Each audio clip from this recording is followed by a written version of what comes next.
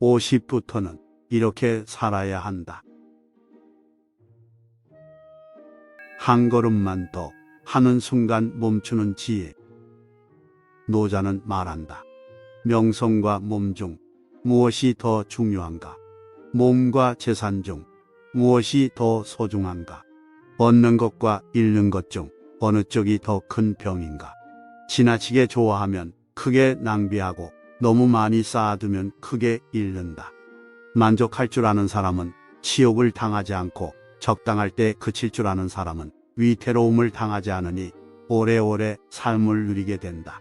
봄, 여름을 지나 가을에 접어들면 왕성하던 식물들에서 물이 빠지고 단풍이 들기 시작하듯 사람의 신체도 나이 50을 넘어서면 서서히 물이 빠진다. 그럴 때 마음만 앞세워 성성한 시절처럼 행동하다간 화를 당하기 쉽다. 사람마다 정도와 결이 조금씩 다르겠지만 대체로 인생 후반기에는 삶의 무게 중심을 공성보다 수성에 두는 게 현명하다. 나이가 들수록 욕심 앞에서 걸음을 멈추는 지혜가 필요하다. 바람 부는 대로 물 흐르는 대로 사는 삶. 노자는 말한다. 도도 크고 하늘도 크고 땅도 크고 임금도 크다.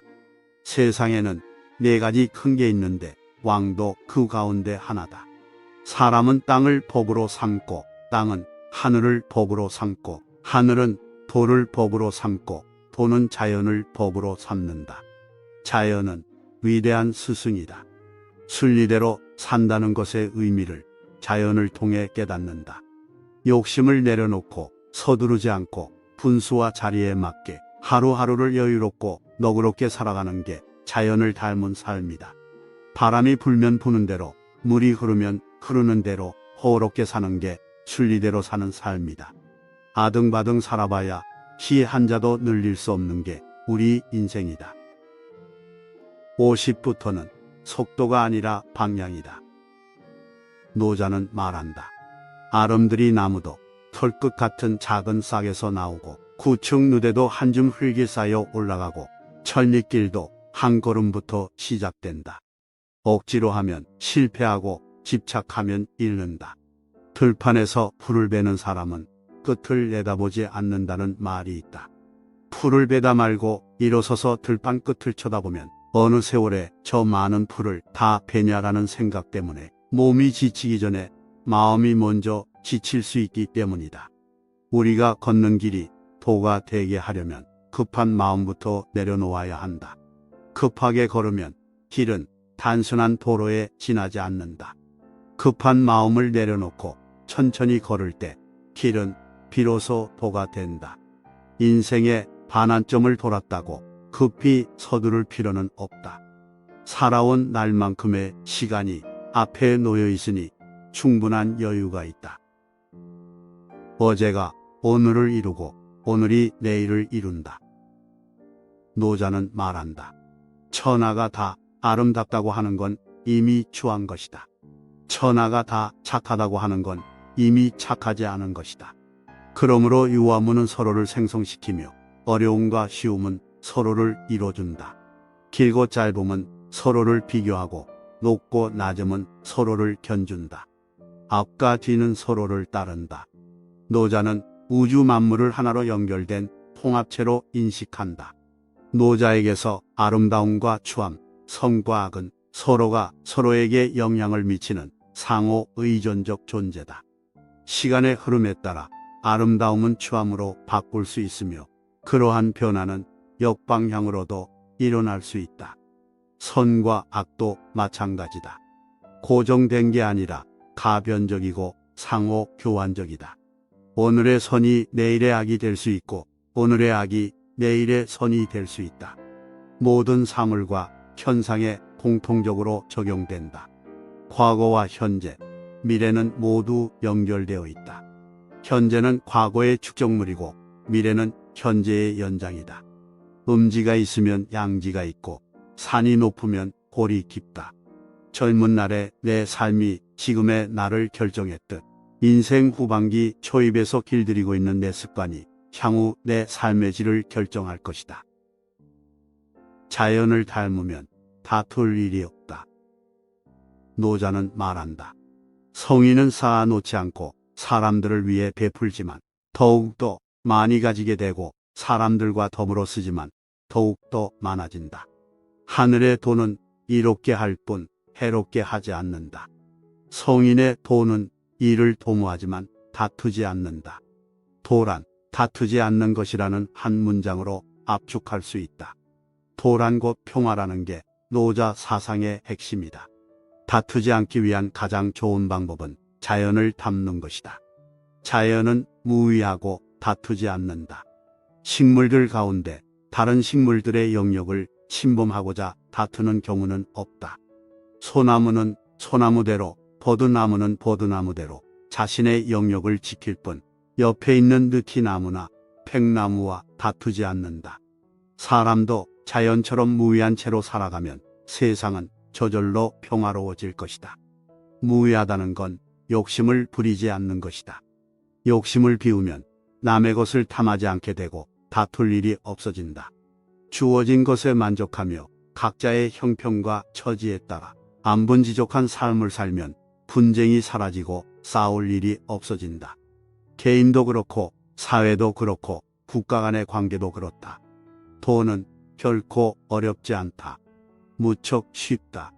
사람들이 어렵게 여길 뿐 쉽고 간단하고 간편하다. 무엇보다 돈은 한없는 내면의 평화를 준다. 집착을 내려놓을 줄 아는 사람. 노자는 말한다. 천하를 취하고자 하지만 내가 보건대 필경 성공하지 못한다.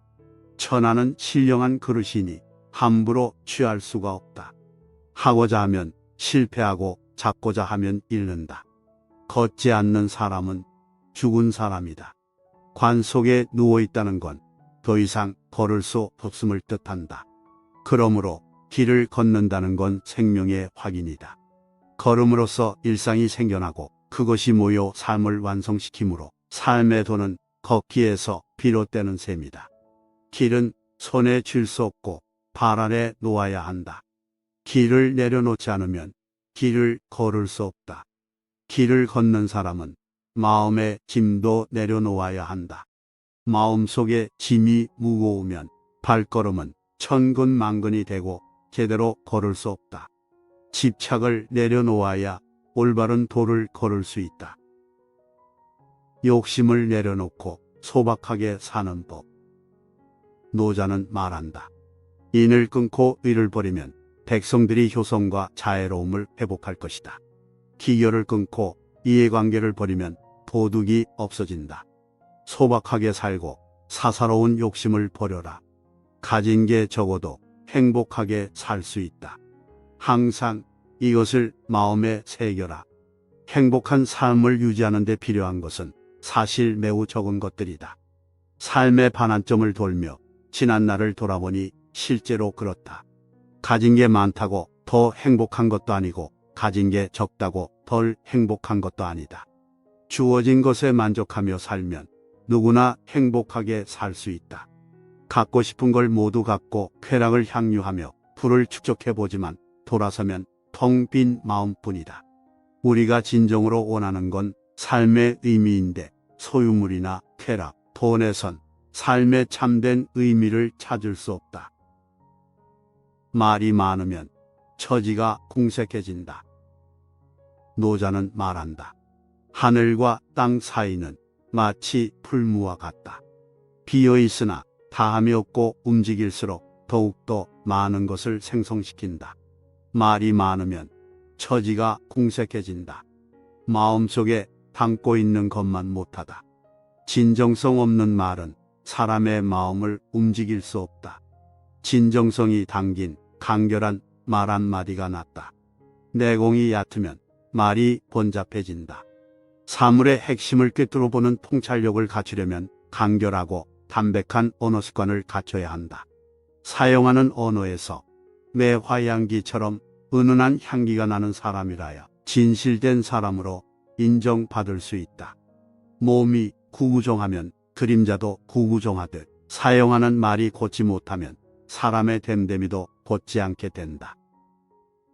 삶의 군더더기를 덜어내는 법. 노자는 말한다. 스스로 자랑하는 사람은 그 공로를 인정받지 못하고 스스로 으스대는 사람은 공이 오래 가지 않는다. 도의 입장에서 보면 이런 일은 먹다 남은 밥이나 군더더기 행동으로 모두가 싫어하는 것이다. 그러므로 도를 깨우친 사람은 이런 일을 하지 않는다. 삶에서 군더더기를 덜어내면 진정으로 하고 싶은 일에 더 집중하고 더 많은 시간을 쓸 수 있다. 그러다 보면 일의 능률도 더 높아진다. 또한 불필요한 잡념이 사라져 몸과 마음이 편해진다.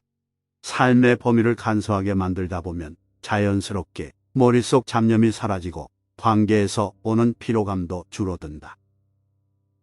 나았지만 소유하지 않을 때까지. 노자는 말한다. 만물을 만들고도 공치사하지 않으며 모든 걸 낳고도 소유하지 않는다. 일을 하고 자랑하지 않으며 공을 이룬 후 거기에 머물지 않는다. 머물지 않기에 자리를 잃는 일도 없다.